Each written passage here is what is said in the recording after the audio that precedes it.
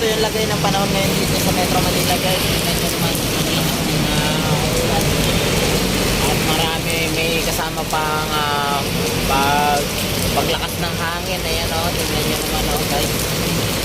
Hindi ko ako na-stranded dahil sobrang lakas ng ulan. Tapos tawag dito, may hangin siyang kasama. So talagang nakakatakot. Iwas po tayo sa mga baha. Ayan. Lagi pong mag-iingat naman sa mga motorista, no? Hatid ng panahon, grabe talaga guys. Tingnan nyo guys dito. Yan. Ayan o. Anggi pa lang, ang lakas na guys. Buti na lang may nasilungan ako dito guys. Kawawa guys. Tingnan mo, ayun o, kawawa yung tatay o. Ayan o. Kawawa o.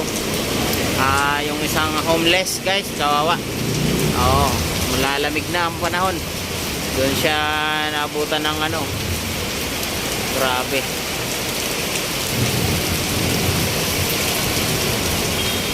Ang lakas ng ulan.